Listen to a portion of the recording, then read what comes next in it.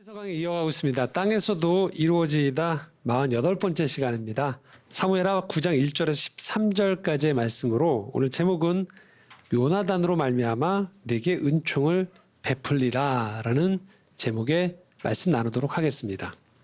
국민 배우로 불리던 한 분이 계시죠. 안성기 배우님께서 지난 연말에 심정지로 쓰러졌다는 소식이 들렸고 6일 만에 지난주 1월 5일에 별세했습니다. 그리고 9일에 이 장례식에 해당되어지는 연결식이 있었습니다. 이 안성기 배우가 5살에 데뷔를 하셨어요. 그래서 돌아가시기 전까지 거의 연기를 하셨으니까 70년 가까이 연기를 했다라고 보통 사람들 합니다. 180편 정도에 출연했고 영화인으로 오래 활동한 건 못지않게 우리가 알다시피 굉장히 자기 절제를 잘 하셨어요. 그래서 이분이 사람들 그리고 세상을 향해서 행했던 여러 가지 행동이나 태도 말에 대한 미담들이 한 주간 많이 온라인상에서 화제가 되었었습니다. 그래서 긴 배우로서의 활동과 못지않게 이 선후배 동료들의 애도가 더해져서 이제는 장례식장에 꽤 많은 분들이 오셔서 추모하던 그 현장들이 많은 분들이 지켜보게 되었습니다. 그 9일의 연결식 자리에서 그분의 아들 중에 장남이 그 안다빈이라는 미술 화가 작가거든요. 아버지가 자기 5살 때 편지를 하나 남겨줬다고 해요. 근데 그 편지가 이 자리에 계신 여러분들한테도 함께 나눠주면 좋을 것 같다고 해서 장례식장에서 그 아들 안다빈 작가가 그 편지를 낭독을 했어요. 그 편지의 내용을 여러분들하고 좀 나눴으면 좋겠어서 저도 한번 읽어보겠습니다. 5살 아들에게 이 안성기 배우가 93년에 써줬던 편지라고 합니다. 다빈아, 이 세상에 내가 처음 태어나던 날 아빠를 꼭 빼어 닮은 외모, 아빠 주먹보다 작은 내 얼굴을 처음 보는 순간 눈물이 글썽거렸다. 그런데 벌써 이만큼 커서 의젓해진 모습을 보니 이 세상 아무것도 부러울 게 없구나. 아빠는 다빈이가 항상 겸손하고 정직하며 남을 사랑할 줄 아는 넓은 마음을 가진 사람이 되었으면 한다. 그리고 자신의 일에 최선을 다하고 시간을 꼭 지킬 줄 알며 실패나 슬픔을 마음의 평화로 다스릴 줄 아는 사람이 되었으면 한다. 무엇보다도 남자는 야망과 용기를 잃지 말아야 한다. 어려움 앞에서도 자신을 잃지 말고 끝까지 도전해봐라. 동생 필립이가 있다는 걸 늘 기쁘게 생각하고 동생을 위해 기도할 줄 아는 형이 되거라. 그리고 맨 마지막 문장에 이렇게 써놨어요. 이 세상에서 참으로 바꿀 수 없이 필요한 것은 착한 사람이란 걸 잊지 말아라. 1993년 아빠가 이렇게 편지가 있었어요. 저는 이 안다빈 작가의 이 편지 낭독을 들으면서 이 부분이 와닿았었어요. 맨 마지막. 이 세상에서 참으로 바꿀 수 없이 필요한 것은, 꼭 필요한 것은 착한 사람이란 걸 잊지 말아라. 착한 사람. 어쩌면 이 안성기 배우의 장례식에 그 수많은 추모객들이 오고 미담이 넘쳐났었던 것들은 바로 이 편지를 썼던 아빠, 배우이지만 이전에 한 아빠의 삶이 자신이 아들에게 써준 편지대로 살려고 노력했기 때문이 아닌가라는 생각을 가져보게 되는 거예요. 이 시대에도 여전히 착한 사람이 왜 필요한가에 대해서 그의 삶으로 증명했던 시간이지 않았나라는 생각이 든다는 것이죠. 우리가 살아가는 동안에 이 세상에서 사실 좀체 이 단어들 듣기 쉽지 않아요. 착하다, 선하다. 오히려 우리가 일상에서 마음을 쓰고 부러워하는 동경의 단어들은 대박 같은 단어들이죠. 착함과 선함이란 말은 사실 세상을 살아가는 데 있어서 우리가 있는 그대로 받아들이기가 참 쉽지 않은 말이 돼버렸어요. 그래서 착함이나 선한 말은 우리도 모르게 본능적으로 이 단어가 같이 따라붙죠. 그렇게 살면 손해봐. 너만 바보 돼. 이런 얘기를 들어보셨을 거예요. 착함, 선함을 이야기할 때 같이 따라오는 그런 방어적인 말들인 거죠. 그래서일까요? 제가 지난주에 한 성경 모임에서 강의하는 도중에 질문을 받았어요. 질문의 내용이 뭐냐면 이런 거였어요. 여기저기서 그리고 온라인상에서 어떤 강의를 들으시는데 선하신 하나님의 뜻이다라고 하면서 선하신 하나님을 얘기하는데 그게 뭐예요? 라고 물어보시더라고요. 선하신 하나님이 뭐냐고. 자, 이 질문을 하신 분, 하나님의 선하심에 대해서 질문하신 분이 신앙생활을 처음 하신 초신자였냐? 아니었어요. 수십 년 신앙생활 하신 분이었어요. 아주 잘 알려진 교회에서부터 신앙생활을 오래 하셨고 성실하게 하셨어요. 그러니까 이분이 선하다라는 단어의 뜻을 모를 리가 없어요. 근데 물어보시더라고요. 선하신 하나님의 뜻이라고 할 때 선하다라는 것들에 대해서 아주 잘 모르겠다고. 선하신 뜻에 대해서 모르겠다라고. 수십 년간 설교를 듣고 성경부를 하면서 알게 된 하나님이 우리가 알고 있는 그 선함, 착함과는 뭔가 다른 의미가 있을 것이다라는 것이 이 질문하신 분 마음 깊은 곳에 있었겠죠. 단어의 뜻을 몰라서가 아니고 우리가 하나님은 선하시다, 선한 하나님의 뜻이다라고 이야기하면서도 하나님 생각하면 무서움, 엄격함, 그리고 정말로 저분이 나한테 좋은 걸 줄 수 있는 분인가라는 의심이 우리 안에 있을 수 있죠. 그분은 완벽한 신이니까 기준도 높고 특별히 내가 살아보니까 내 인생을 특별하게 대해주시거나 사랑을 마구 부어주시는 것 같지도 않고 신앙생활하면서 선하신 하나님을 얘기하지만 몇몇 어떤 사람들에게는 좋은 일이 생기고 특별한 일들이 발생하면서 잘 대해주시는 것 같지만 나를 비롯한 내 주변 사람들을 보니까 그냥 보통으로 사는 것 같은데 그렇다면 내 인생을 향한 하나님의 선한 뜻이 있다라고 만약에 이야기를 한다면 그거는 우리가 일반적으로 아는 선하고 좋다라는 착하다라는 의미가 아니고 뭔가 내가 모르는 종교적인 또는 어떤 포장된 미사여구가 아닐까라고 질문을 할 수밖에 없다는 것이죠. 더구나 이런 생각에 질문에 더 방점을 찍게 확신을 찍게 만드는 현상이 하나 있죠. 다름 아니라 선하신 하나님을 믿는다고 하는 사람들, 그래서 그 선하신 하나님을 닮겠다고 하는 사람들, 말씀을 읽고 예배를 드리고 그 선하신 하나님께 기도하는 신자들이 정작 내가 세상을 살아가면서 만난 사람들 중에서 제일 못된 사람인 거예요. 제일 이기적인 거죠. 신앙의 이름으로 하는 활동들 안에서 어떤 폭력적으로 느껴지는 강압적인 것들이 있고 전투적인 성향이 있어서 과연 저 단어가 선하다란 단어가 내가 알고 있는 선함과 착함이란 단어와 맞는 단어인지에 대해서 우리가 의심을 품을 수 있다라는 것이죠. 그러면서 우리가 신앙생활하면서 종종 듣게 되는 얘기는 이런 거예요. 인간은 다 죄인이야. 우리 성인 되는 게 아니야. 구원은 내가 선해서 받는 게 아니야. 그냥 은혜로 받는 거야 라는 얘기를 자꾸 듣는 거예요. 한마디로 말하면 기독교 신앙과 관련된 활동을 오래 했는데 그 사람을 볼 때 기독교에서 말하는 어떤 교리, 신앙적 지식에 대해서는 그 사람이 많이 알고 있는 거예요. 분명히 뭔가 나보다는 많이 활동도 했고 알고 있어요. 그런데 정작 나는 그 사람하고 오래 있고 싶지가 않은 거예요. 가까이 있고 싶지가 않은 거예요. 그 사람과 속마음을 터놓고 싶지 않은 거죠. 가급적이면 선을 유지한 상태에서 멀리 있으면서 꼭 필요한 신앙적 모임에서만 적당한 거리로 유지하면서 그 사람과 성도란 이름으로 만나기를 원하게 된다는 것이죠. 여러분 어떻게 생각하세요? 제가 들었던 이 얘기들이 과장된 얘기일까요? 성경에서 말하는 선하신 하나님, 착함이란 단어는 우리가 알고 있는 개념과 분리된 상태에서의 다른 어떤 신앙적인 의미가 굉장히 내포가 되어 있는 종교적인 언어일까요? 아니라는 거예요. 선하신 하나님의 선하다라는 건 우리가 익히 알고 있는 그 선함, 착함을 말하는 거예요.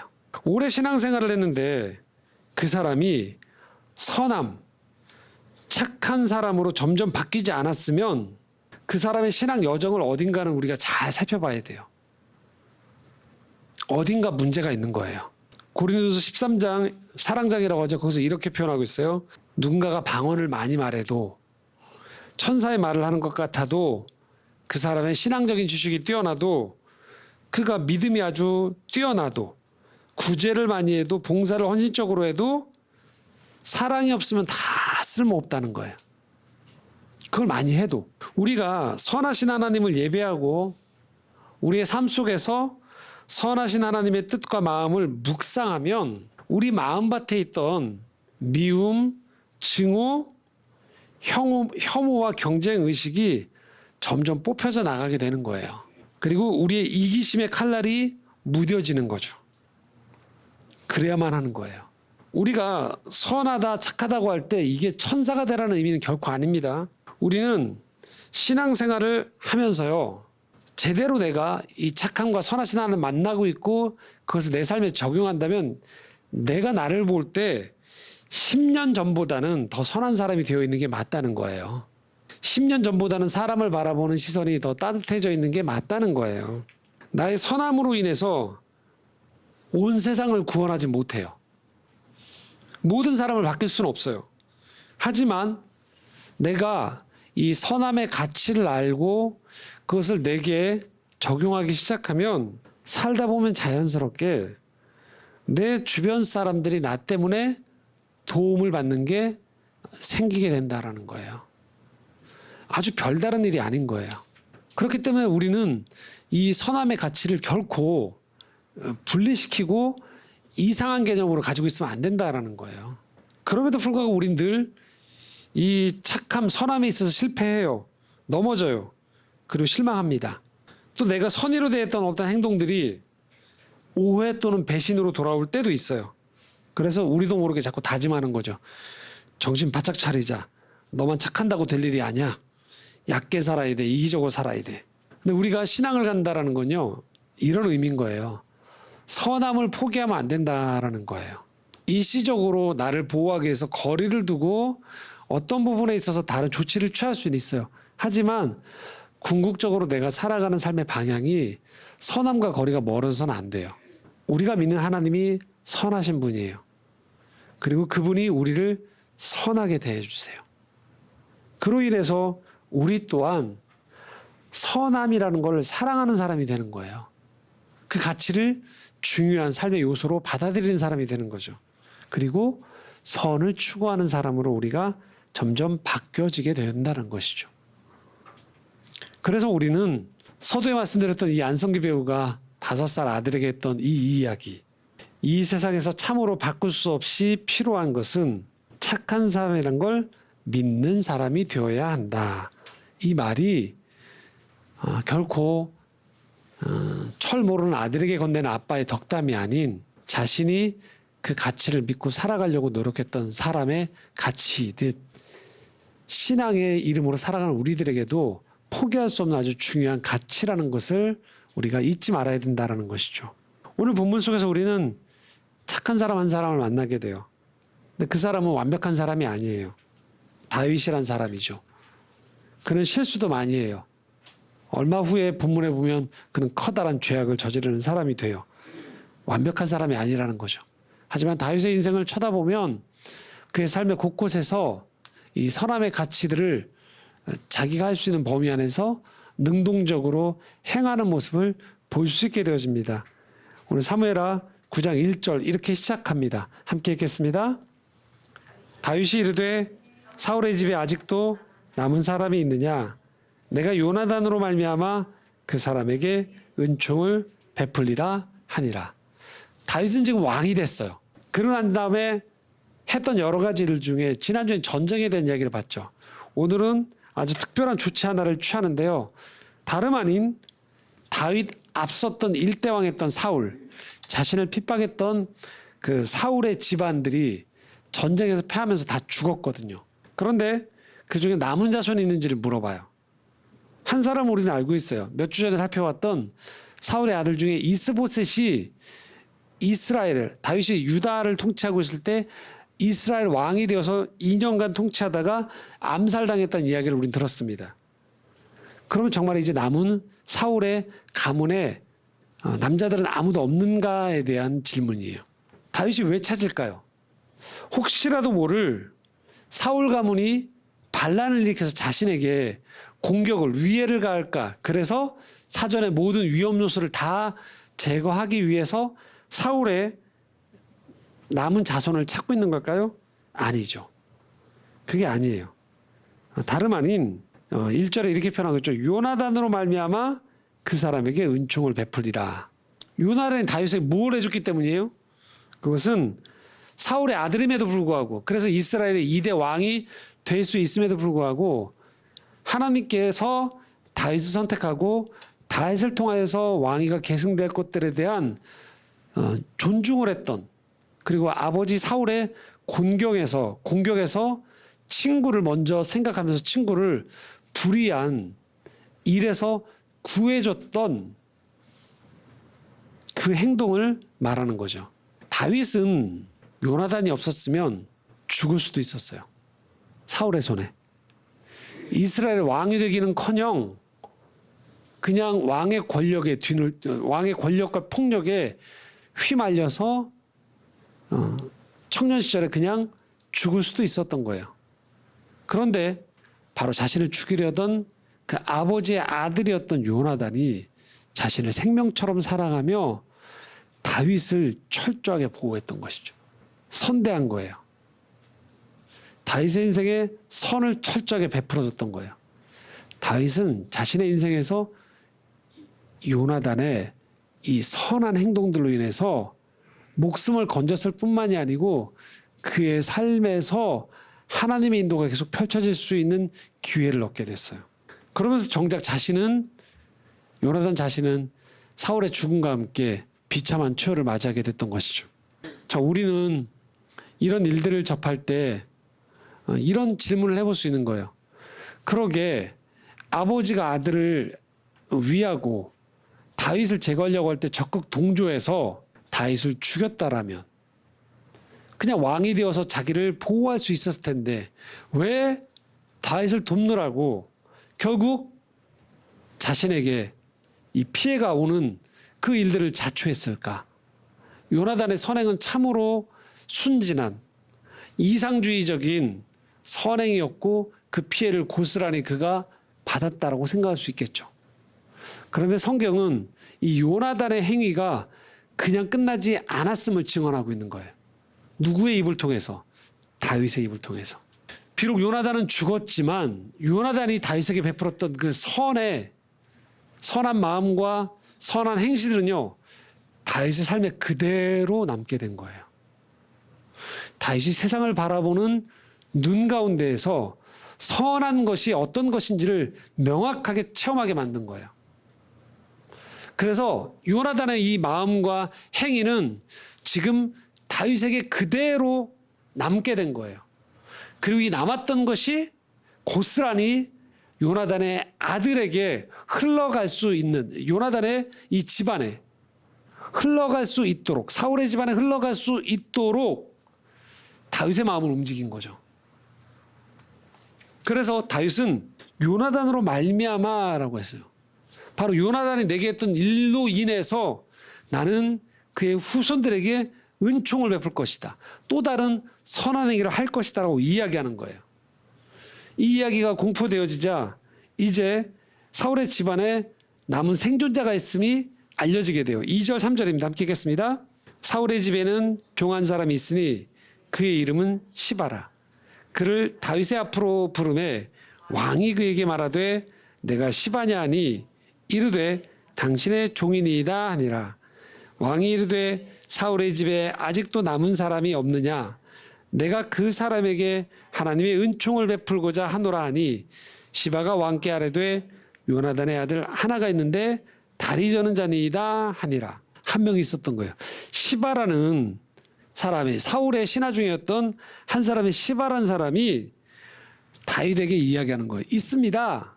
누구냐? 요나단의 아들 중에 무비보셋이란 이름을 가진 아들이 있는데 그가 다리를 저는 장애인인데 그 한 사람이 있습니다 라고 얘기하는 거예요. 자, 무비보셋이 왜 다리를 절게 되었느냐? 사무엘하 4장 4절에 이렇게 표현하고 있습니다. 함께 읽겠습니다.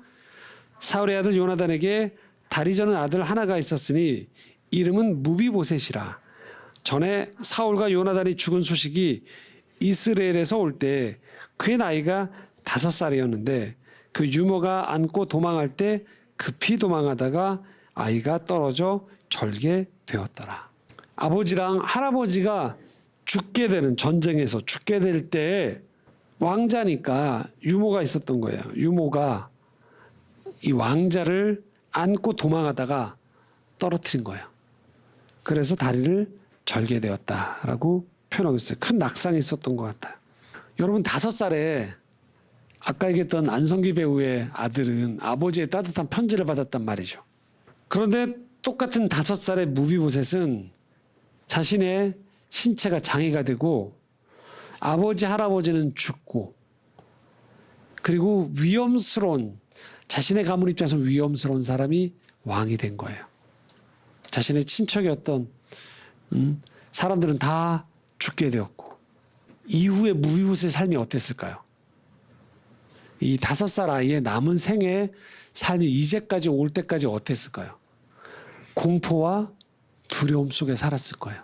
언제 내가 살아있음이 발각되어지면 언제 보복과 그리고 정적들을 제거한다는 명목으로 내 삶이 위태로울 거라는 그런 위기 속에서 그는 죽은 듯이 살았을 거예요.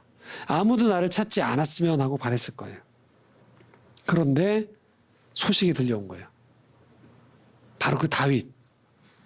우리 할아버지가 죽이려고 했던 그 사람이 왕이 돼서 그가 지금 나를 찾는다는 거예요. 어땠을까요?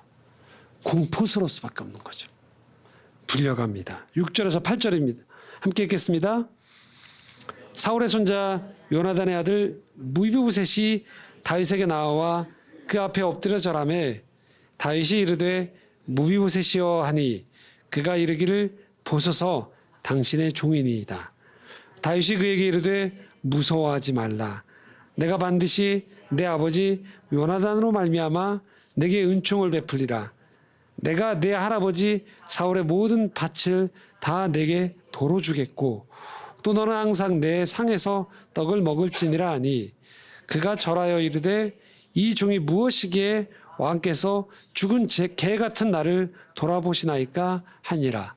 여러분 이 상황은요 충분히 공포스러운 상황인 거예요. 이런 겁니다. 여러분들이 주일날 창조의 정원 예배 드리러 오실 때 문을 열고 들어오는데 생각해 보세요. 제가 여러분들한테 성도 여러분 무서워하지 마세요.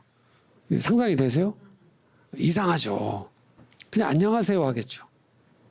만약에 다윗이 무비보셋을 불렀을 때 이 분위기 자체가 누가 봐도 아무런 이상이 없는 평온한 만남이었으면 어떤 얘기 할까요? 네가 요나단의 아들이야 반가워라고 하겠죠. 근데 다윗의 첫 마디가 뭐라고 해요? 무서워하지 말라. 그러니까 누가 보더라도 이 상황은 무비보셋에게서는 공포스러울 만한 상황이라는 거예요. 그걸 다윗도 알고 있고 주변 사람들도 알고 불려 나온 무비보셋도 알고 있는 거예요. 그래서 6절과 8절에 보면 무비보셋이 자신을 바짝 낮춰요. 6절에 뭐라고 표현합니까? 당신의 종이다라고 표현해요. 그리고 8절에 더 낮추죠. 뭐라고 표현합니까? 죽은 개. 그래도 명색이 이스라엘의 1대 왕의 손자거든요. 근데 뭐라고 표현해요? 죽은 개 같다고요. 그런 나. 그게 무비보셋이 가지고 있었던 자신에 대한 방어적인 태도였던 거예요. 살아도 사는 게 아니었던 사람이었던 거예요. 우리 아버지가 다윗 잘 대해줬으니까 언젠가 나한테 보상을 해줬지 오매불망 기다리고 있던 게 아니에요. 누구라도 그 자리에 있던 사람들이 다윗이 무비보셋을 처단한다고 해서 아무도 문제제기하지 않을 분위기였던 거예요. 더더군다나 요나단이 다윗에게 베풀어졌던 선한 행위들은요 아주 은밀한 행위들이었거든요. 아버지의 눈을 피해서 단 둘이 만나고 아버지에게 철저하게 다윗을 보호했던 것이기 때문에 드러나지 않는 거예요. 그렇기 때문에 다윗이 요나단에게 선한 도움을 받아놓고도 그걸 그냥 모른 척하고 남은 후손들에게 사울로 인해서 보복을 가해도 돼요. 사울로 말미암아. 그런데 다윗은 사울로 말미암아를 택하지 않아요. 요나단으로 말미암아를 택해요. 그의 인생이. 악에게 지지 않는다는 거예요. 악이 자신을 공격했고 자신의 삶을 무너뜨리려고 했지만 다윗은 자신의 삶에 찾아왔던 선함 쪽으로 삶의 방향을 트는 거예요. 그리고 선하게 살기로 마음먹는 거예요. 그래서 뭐라고 합니까? 7절에 아버지의 도움을 이야기해요. 그리고 사울의 모든 밭을 다 내게 도로 주겠다고 얘기해요. 경제적인 보상을 해주는 거예요. 그리고 7절에 뭐라고 합니까? 내 상에서 이제 먹자고 얘기해요. 이건 뭘 말하냐면 정치적인 관계적인 위상을 회복하는 극진한 예우를 하겠다라는 거예요. 결국 이 무비보셋의 삶은 다윗이 말한 대로 다 복원돼요. 13절 이렇게 표현합니다. 함께 읽겠습니다. 무비보셋이 항상 왕의 상에서 먹음으로 예루살렘에 사니라. 그는 두 발을 다 절더라. 다윗이 말한 대로 그냥 한번 립서비스를 한 게 아니에요. 좋은 말 해준 게 아니고 실제로 이 무비보셋의 삶을 완벽히 복원시켜줘요. 다윗이 이렇게까지 한 이유를 1절과 7절에 거듭 반복하고 있어요. 누구 때문에? 요나단 때문에. 요나단으로 말미암아. 요나단이 내게 했던 것을 나는 잊지 않고 있다는 거예요. 그리고 요나단의 그 선한 행위들, 선한 마음은 결코 사라지지 않았던 거예요. 다윗을 통해서 다른 누군가에게 다시 흘러가게 되는 거예요. 여러분, 우리가 크리스찬으로 산다는 것, 신앙인으로 산다는 건 바로 이걸 믿는 사람이 되는 걸 의미하는 거예요. 선함이 세상을 바꾼다는 걸 믿는 거예요. 선은 악에게 지지 않는다는 걸 믿는 거예요. 하나님은 선한 사람을 통해 일하신다는 걸 내가 믿는 거예요. 선한 마음과 행동은 진실한 사랑과 연결되어서 결코 사라지지 않는다는 걸 믿는 거예요. 우리가 살아가면서 어떤 사람을 진심으로 좋은 방향으로 바꿀 수 있는 것은요, 선함이 빠지고는 불가능해요. 왜냐?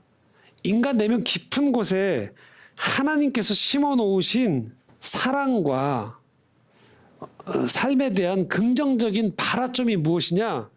바로 사랑과 선이기 때문에 그래요. 거기에서 발화점이, 불꽃이 튀기 시작하는 거예요. 여러분 잘 보십시오. 살아가면서 여러분 주변에서 성공은 했으나, 힘은 가졌으나, 유명해졌으나, 남들이 부러워하는 대로 잘 나가고 있으나, 그런데 그 사람이 막상 경험해 보니까 선하지 않은 사람인 거예요. 우리는요, 그런 사람들과 같이 일을 할 수 있어요. 친구도 될 수 있어요. 어떤 동업자가 될 수도 있어요. 그래서 그 앞에서 웃을 수도 있어요. 하지만 우리는 속으로 그 사람을 경멸합니다. 거듭 말씀드립니다. 다윗은 뛰어난 왕은 아니었어요. 뛰어난 왕이었습니다. 하지만 완벽한 왕은 아니었어요. 다윗은 도덕적으로도 흠결이 많았던 왕이에요. 그리고 당대의 시대적 흐름에 편승했었던 왕이에요. 전쟁도 많이 했어요. 그러나 부인할 수 없는 한 가지 사실이 있는 거예요. 그것은 그의 삶을 묵상하다 보면 곳곳에 선한 마음, 사람들을 향한 선한 행실들이 곳곳에 배어 있었던 거예요. 그는 선하신 하나님을 사랑했던 사람이에요. 그리고 그 스스로도 선한 삶을 살고자 노력했던 사람이라는 것이죠. 자, 바로 다윗의 이러한 선한 마음과 선한 행실은요, 그 선한 행위를 받아들였던 무비보셋에게도 영향을 미쳐요. 어떻게? 훗날 저희가 뒤에 살펴보겠지만 다윗이 왕으로 등극한 이후에 이번엔 다윗의 아들 중에 하나인 압살롬이 아버지에게 반란을 일으켜요. 아들이. 그래서 부득이하게 다윗이 피난길에 오르는 상황이 발생해요. 그때 오늘 우리가 말씀에 읽었던 앞부분에 났던 이 시바라는 종이 무비보셋에 대해서 거짓말을 하는 일이 벌어져요. 다윗이 피난을 가면서 챙긴 거예요. 무비보셋을. 내가 피난 행렬을 내 아들에게 지금 쫓기지만 그래서 왕으로서 임시적으로 지금 대피하면서 시바에게 물어봐요. 무비보셋이 어디 갔냐고. 근데 그때 무비보셋이 거짓말을 합니다. 3절과 4절이거든요. 사무엘하 16장 함께 읽겠습니다. 왕이 이르되 내 주인의 아들이 어디 있느냐 하니 시바가 왕께 아뢰되 예루살렘에 있는데 그가 말하기를 이스라엘 족속이 오늘 내 아버지의 나라를 내게 돌리리라 왕이 시바에게 이르되 무비보셋에게 있는 것이 다 내 것이니라 하니라. 시바가 이르되 내가 절하나이다. 내 주 왕이여 내가 왕 앞에서 은혜를 입게 하옵소서 하니라. 거짓말을 친 거예요.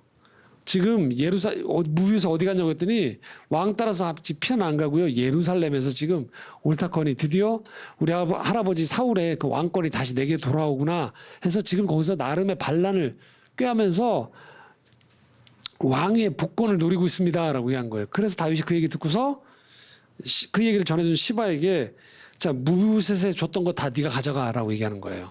그리고 다윗이 피난길에 오르죠. 명백한 거짓말했어요. 그리고 훗날 이 압살롬 아들의 반란이 제거된 후에 다윗이 다시 예루살렘으로 돌아오죠. 그리고 무비보셋을 이제 다시 불러들여요. 근데 그때 다윗이 잘한 게 한 가지가 있어요. 그건 뭐냐면 성급히 무비보셋을 처단하지 않아요. 도대체 무슨 일이 있었는지 왜 나를 안 따라하는지를 물어봅니다.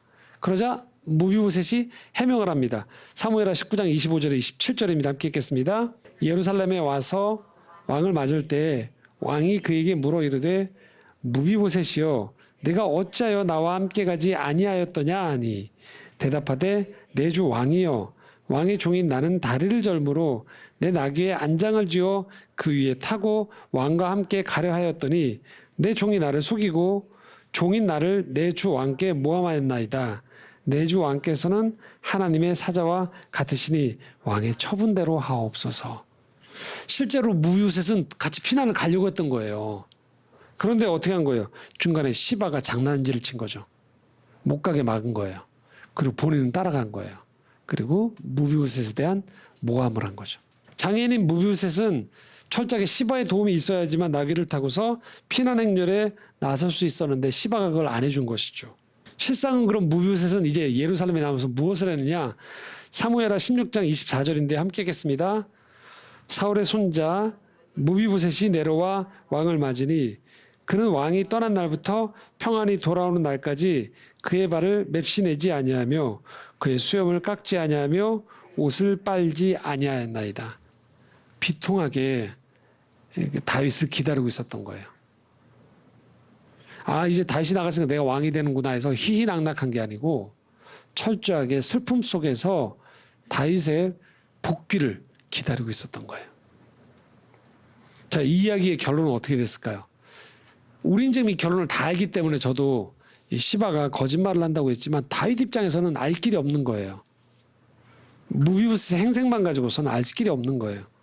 그래서 아주 다윗은 이 정보가 정확히 다 전달되지 않은 가운데에서 어쨌든 시바는 자신을 따라왔었으니까요. 아주 현실적인 대응을 해요. 16장 29절인데 함께 읽겠습니다. 왕이 그에게 이르되 내가 어찌하여 또 내 일을 말하느냐 내가 이르노니 너는 시바와 밭을 나누라 하니. 이전보다 이제 어쨌든 재산이 줄긴 하는 거죠. 어쨌든 시바에게도 거짓말을 했지만 다윗은 지금 잘 모르니까 일정 부분 자신을 따라 나간 것들에 대한 보상으로 다 줬던 거에서 다시 나누게 한 거예요. 그게 지금 다윗이 할 수 있는 최선이었던 거예요. 결론을 다 알고는 우리는 다윗이 속고 있는 것처럼 보이지만 다윗 입장에서는 그게 최선이니까요. 그런데 얘기의 끝이 여기서 안 끝나는 거예요. 16장 30절입니다. 함께 읽겠습니다. 무비보셋이 왕께 아뢰되 내 주 왕께서 평안히 왕국에 돌아오시게 되었으니 그로 그 전부를 차지하게 하옵소서 하니라. 끝을 무비보셋이네요. 물론 성경은 그 이후에 정말로 시바가 다 가져갔는지 반을 나누게든지 얘기하지 않아요. 근데 여기서 성경은 이 단어에 주목하고 있는 거예요. 왕이 평안히 돌아온 것이면 난 족합니다. 그러니까 무비보셋은 정말로 다윗을 걱정하고 있었던 거예요. 내게 선한 행실로 아버지의 성실을 선함을 기억했던 그 왕, 그 왕에 대한 고마운 마음을 가지고 있었던 거예요. 그래서 자신에게 경제적 불이익이 따라오고 다윗의 오해를 그는 원망하지 않아요. 자신이 할 수 있는 선한 행위로 왕을 극진히 대합니다. 땅은 다 씹어주셔도 된다고요. 나는 당신이 돌아온 거면 충분합니다. 우리는 이 무비보셋의 이 반응을 보면서 선이 어떻게 흘러가는지를 보게 되는 거예요. 요나단의 선한 마음과 행실이 다윗에게 흘러들어간 거예요. 그래서 다윗을 감화시켰어요. 이제 그 행위가, 그 마음이 다시 무비보셋에게 전해진 거예요. 무비보셋 또한 그 선한 마음과 행실에 감화가 된 사람이 된 거예요. 그리고 그렇게 선하게 반응을 하는 사람이 된 것이죠. 이 무비보셋이 완전히 억울함이 풀려서 선하게 행동한 게 아니에요. 오히려 그는 선대받은 그 기억이 그로 하여금 끝까지 선한 태도를 포기하지 않게 만든 것이죠. 그렇기 때문에 우리가 진정으로 인생에서 남는 것이 무엇인가를 봐야 돼요. 하나님이 어떤 사람을 주목하시는지, 어떤 선택을 주목하시는지를 우리 놓치지 않아야 돼요. 우리가 선택의 기로에서 혼돈스러울 때가 있어요. 그럴 때 물어봐야 돼요. 이 선택에 있어서 선한 것은 무엇인가? 어느 방향인가?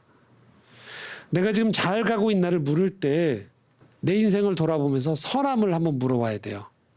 이 선함의 덕목을 혹시 놓치고 있는 것은 아닌지. 무엇이 옳고 그른지 판단이 서지 않을 때 거기에도 꼭 이 질문을 넣으시기 바랍니다. 이 일은, 이 관계는, 이 비전은 선한 것인가? 악한 세상 속에서 선함은 여전히, 아니 선함은 이 악한 세상 속에서 당연히 필요합니다. 세상을 구원하신 하나님이 선하시기 때문입니다. 그래서 악한 세상 속에서 하나님은 선함을 통해서 구원의 빛을 이 세상 가운데 드러내시는 것입니다. 선함, 그 선한 하나님을 찬양하고 그 선한 하나님의 우리를 향한 그 계획과 뜻, 그리고 우리를 대해주는 선대함을 잘 받아들일 수 있기 원합니다. 그리고 이 선함을 세상 가운데 흘려주는 우리 모두가 될 수 있기를 소망합니다. 기도하겠습니다.